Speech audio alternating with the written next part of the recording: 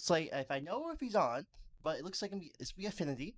So Ooh, Beating has been interesting. a Affinity gamer for a bit. So Brian Dang has been Affinity for quite a bit now. Here, they got their qualification at RC Minneapolis in a side event, and he also lost a winning into the top 8 of the modern side event for a invite as well. So he almost got double called over the weekend. Dang. All right. So kind of taking the Matt Zhu approach to everything. Well, Manager only has one RCQ invite, only a Pro Tour invite, so he's not double called yet. But yeah, it looks like Parker Walther is his name. But Brian Dang here is on that Affinity. So let's see what is going to happen here. It looks like Parker's on Hollow One. Hollow One? This is sick. Okay. All right. These are two decks that we normally don't get a chance to see, and it does look like that B-Dang is on that Kappa Cannoneer style of Affinity. Probably going to have some Thought Monitors, Thought Cache, drawing a bunch of cards, and it looks like that Parker on the play here. Why are we so excited about this Hollow One deck? I mean, it's... well, last film we had a gambling deck, but we have the gamble deck here. So if you like going to Vegas a lot, you might want to play Hollow One because this deck is very fun to watch, very fun to play, but also has the swings of like a typical gambler. You have the highs and the lows.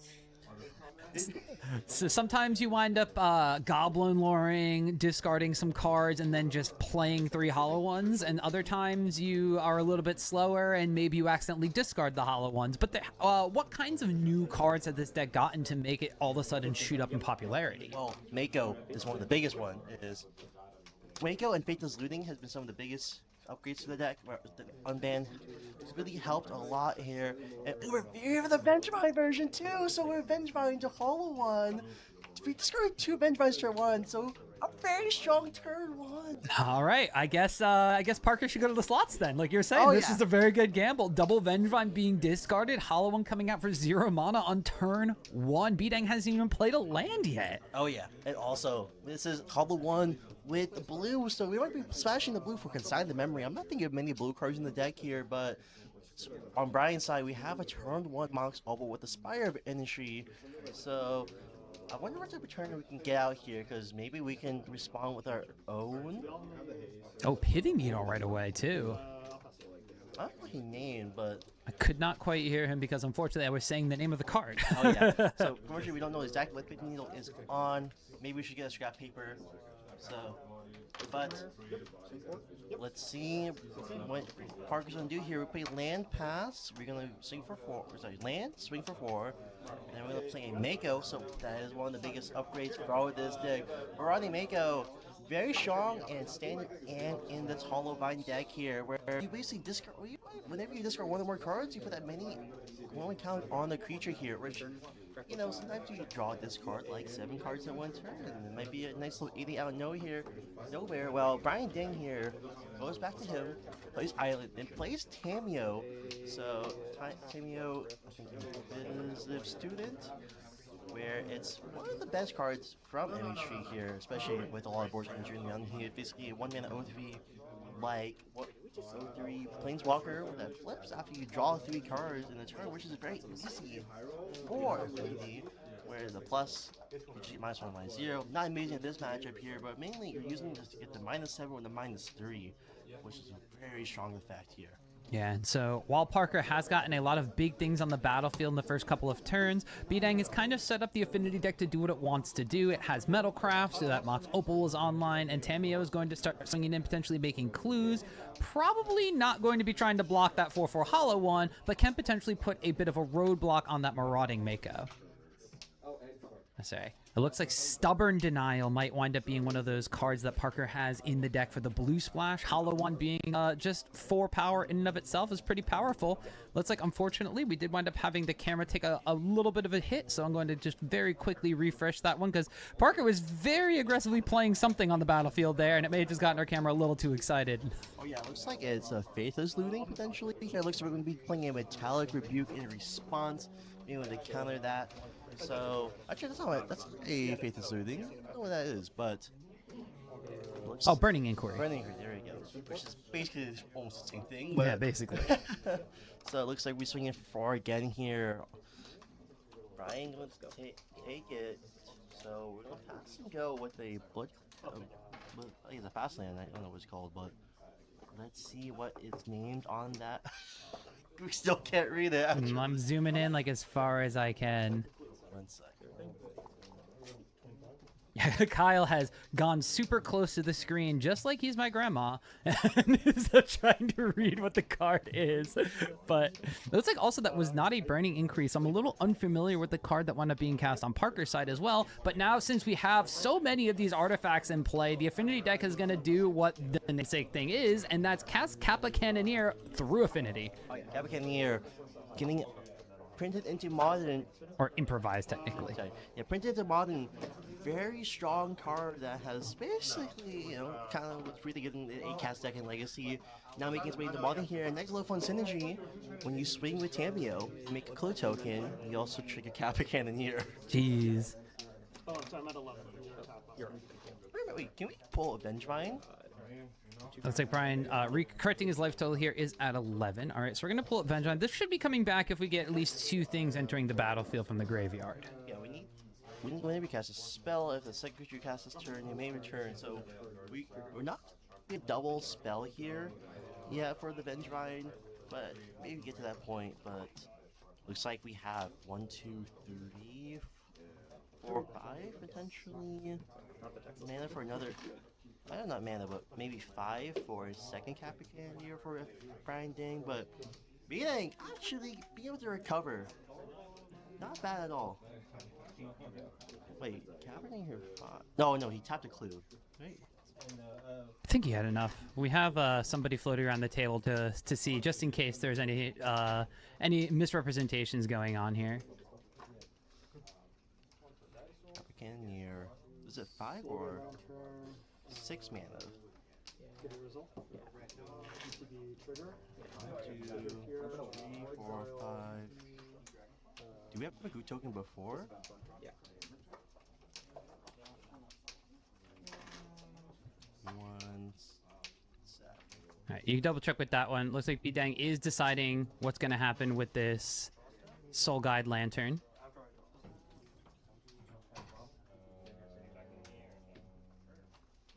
Yep.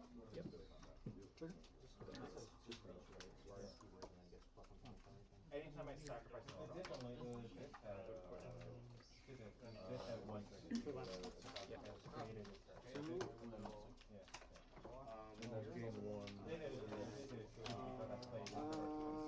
Yeah, it looks like that both players have just kind of, a lot of things have happened since then, so they have moved past the moment at this point in time. Bidang has played a Soul Guide Lantern, exiling, I believe, one of the Vengevines, and then followed it up by playing a Spire of Industry. And then swung it with that Tamio, made another clue, and then just passed the turn on over to Parker. Yeah. 2 lands, Opal, Pithing Needle, a clue. So was there a card underneath the Metallic Rebuke, like a Bauble or something that got cracked that we missed? It looks like we have judges verifying. We had a judge right here just verifying how was it cast. Did we miss a Bauble? There may have been a Bauble on the bottom there. Say, yeah, 2 lands and 4 artifacts. So yeah, there was a Bauble that looks like it's underneath the Metallic Rebuke. No. Just double checking with everybody, and yeah, so that Metallic Rebuke covering a card that was in the graveyard here, it looks like. And looks like just double checking with Judge Brandon to discuss absolutely everything. Now Bidang reading the Vengevine very quickly after he's exiled it. Always the best chance to read your opponent's cards is after you've already targeted it. I mean, to be fair, the other 2 that we have in the graveyard are textless. No, okay, that's true. Okay, so the card doesn't explain the card there, but we have a judge at the table just verifying. Oh, this is exile? Yeah, Psychic Frog. all right, so Psychic Frog now is going to resolve from the side of Parker. And we're going to wind up having just the, Flameblade Adept. That's the name of that card. This is like the original Marauding Mako. It's the OG one, but it looks like in response here for beating, we're going to exile the graveyard with the Soul Guide Lantern. Does not want to have any sort of shenanigans with any of those following Vengevines. Just cycling that away, passing the turn back from Parker's side over to Bidang, draws a card, and plenty of artifacts on his side. There's a Portable Hole, a Spire of Industry, and another Kappa Cannoneer in hand, so a wealth of riches for Bidang here. Going to start by portable holding, looks like this Psychic Frog. That's going to trigger and pick up another counter on this Kappa Cannoneer. And this Cannoneer now is threatening 2 turns worth of lethal. Oh yeah, it's also unblockable, which is the best part of this. Yeah, because why not? This thing is so big, very clearly you don't want to block it, right? You know, it's a 7/7 with Ward 4 unblockable. Not too bad. But Binding here, playing the Spire Industry. Looks like we'll be playing the second Kappa here, giving another counter, so it would be 8. So let's see. Looks like we are going to be playing the second Kappa. Why So not? Triggers happen. Second Kappa Cannoneer has hit the battlefield. Oh yeah, so we're going to go to So this will go to build 4 counters on that one. The other one we get 1. Technically it's unblockable, but Can't attack right now. but it looks like we swing with the Tammy here. We're making a clue. That's going to grow the Kappa Cannoneer again. So this Kappa's going to be at 9. Parker's at 14, so he's not dead. But this is a very strong board here for. It's a very strong board here for Brian Dang, where Parker had a very turn 1 start, especially with the Vengevine in the grave. But unfortunately, we were not able to get the Vengevines out on time before the Soul Guard Launcher came out. And now we're just kind of looking at a very tough wall to fight through. I mean, this is interesting too, because if you remember, Parker had turn 1 Hollow One, and now look at the state of the Affinity deck. Yeah. It looks like the Affinity deck was just like, oh, that's fine, I could do my own thing too. Down to 5 here for Parker, so not much we can do, but it looks like we are going to be doing This is a Goblin Lore? Goblin Lore, so let's see. Brian Dang's going to be able to choose what cards to discard here. This is going to grow that Mako pretty large as well. It's going to discard 3 cards at random. That's going to grow the Mako 3 times. So Mako's going to get 3 counters for the No, 5. but it's not enough because the Mako doesn't have Menace like the Flame Blade Adept will, so that's not going to be enough damage to push through the singleton blocking Kappa Cannoneer. And Brian Dang, after what we thought was like the best start the Hollow Vine deck could get, takes game number 1 off of the back of 2 turtles. Oh yeah, like Brian Dang here. It's a cool one. Basically stealing away essentially from the Hollow Vine, but then on Parker's, you know, a Hollow One doing Hollow One things being a little bit clunky, getting those Venture in the graveyard and not have no way to really get it out. No, it was a little unfortunate there from the side of B-Dang. Also the fact that the Kappa Cannoneers came out on like turn 3? I'm trying to think here, because we had, it was the turn 1 was the Opal and the Pithing Needle, and then we wound up playing the Tameo and swinging in for a turn after that. That gave us 2 lands. We had a Bauble to hit the battlefield. So yeah, there was turn 3. Turn 3 Kappa, not bad. Not too shabby. I guess turn 3, 4/4 that grows. Technically a 5/5 since it hits the battlefield, enters with a counter. Better than turn 1, 4/4. I mean, this one's a bit different. You have a blockable award for, you know. It's pretty good. Generally, pretty good. But now on the sideboard here, actually I'm not too sure what's in the Hollow Vine deck, because Hollow Vine is one of those iterations where I'm not too familiar with. I'm more familiar with the typical Hollow One lifts without the Vengevines, because I mean, less of the game, a little bit more consistent deck. But on Brian Ding's end, I know this works negation to the sideboard. I don't think you actually might want to bring those in. Especially for a lot of these like tier 1 gamble plays where you have like the Goblin, like Burning Inquiry, you have ways to maybe discard your way out.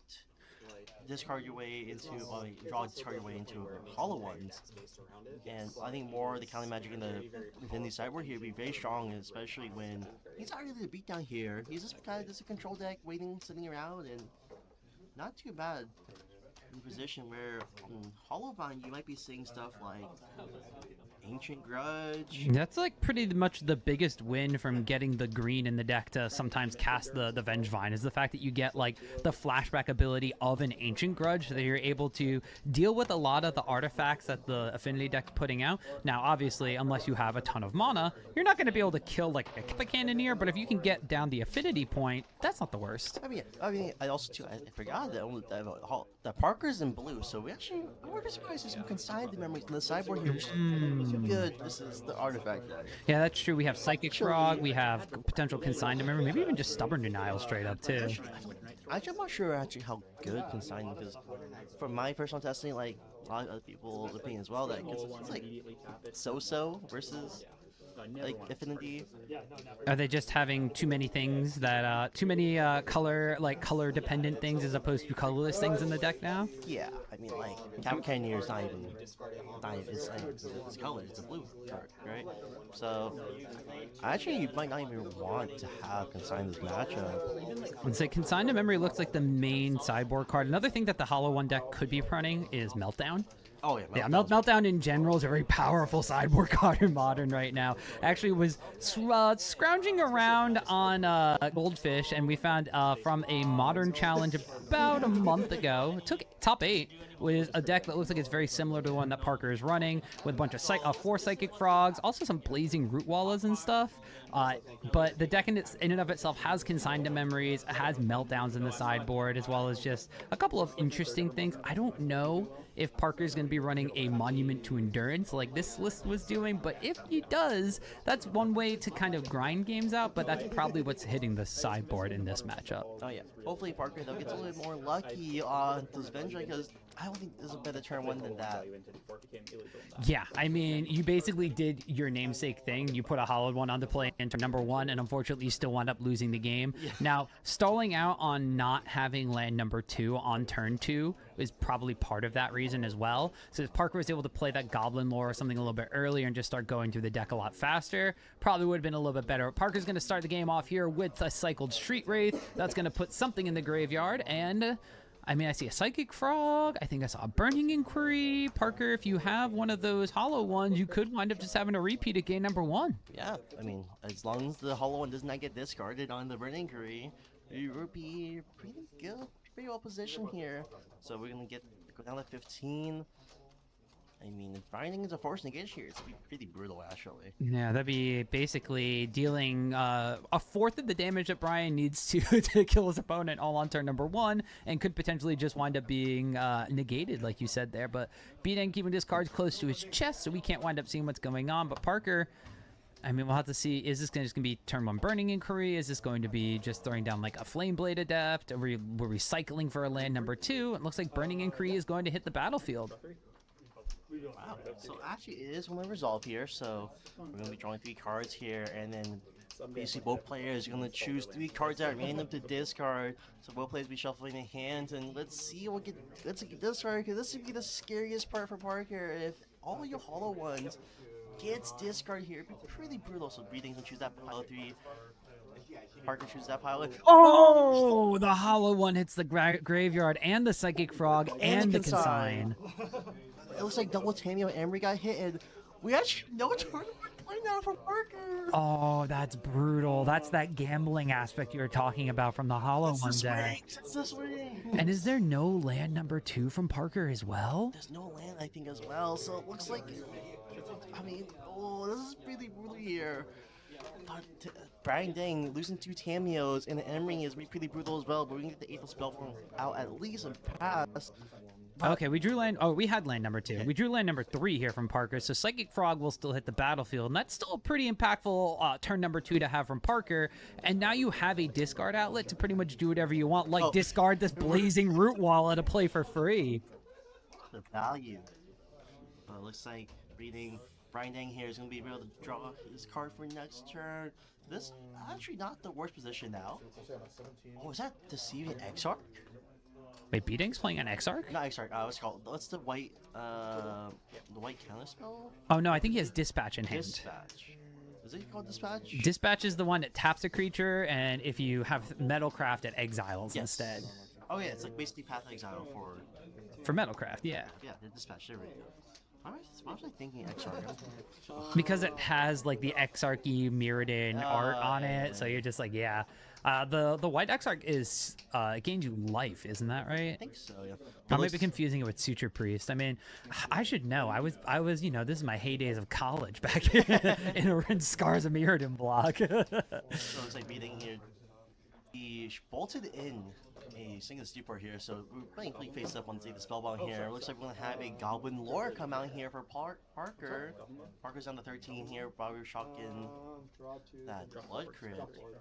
So Goblin Lore, here we go. It's on the stack. There we go.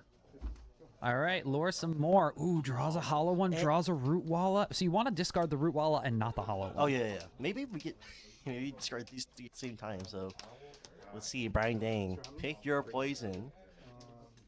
Let's see, these three right here. Flip it over. Oh! Ooh, the hollow one hits the graveyard, but the root walla does as well. So it's painful, but not as painful as it could be. Man. Still, not the worst. You get a 1/1. You still get a 1/1, but man, and we're also gonna. No, actually, we don't get a root walla as well.